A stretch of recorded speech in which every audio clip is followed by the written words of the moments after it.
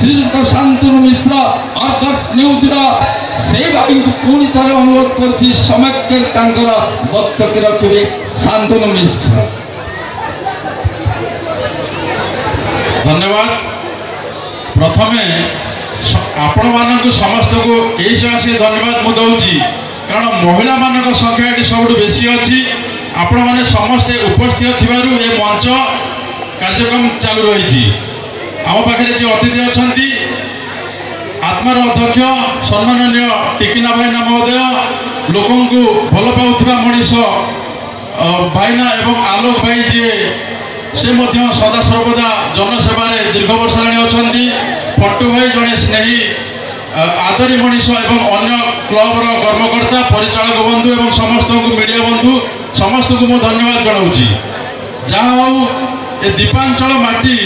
हूँ कला संस्कृति साहित्य शिक्षा क्रीडार माटी यही सकाशे मुझे कथा कहूँ कारण आपड़ देखिए पूर्वर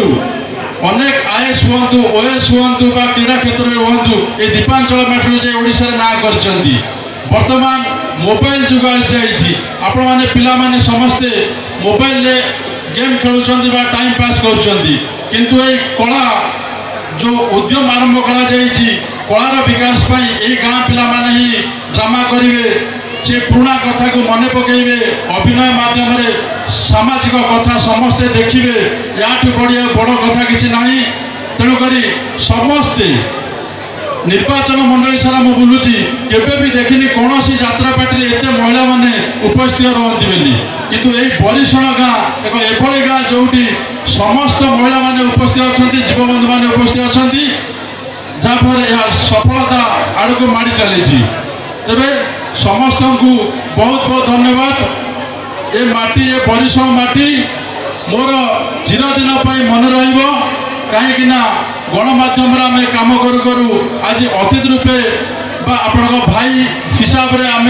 आपण सहित मिशीचु ये मोर प्रथम भाव में मु अतिथि हिसाब से एक मंच को आसी तेणुक ये बरिशण माटी और आपण मैंने समस्त को मो जीवन में ही भूली पारि ना कथा दूसरी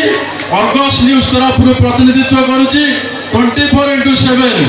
समस्ते जितेबाला पिछे जो मुहूर्त चाहिए आपण मान समस्या सुख दुख आरंभ कर सरकार पाखे पहुँचवा समाधान करने चेष्टा करी 24x7 यही कथा दूसरी एवं सबु अतिथि मानक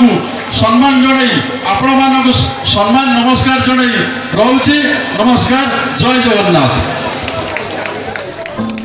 अधिक खबर पाई आम चैनल को लाइक शेयर और सब्सक्राइब करंतु।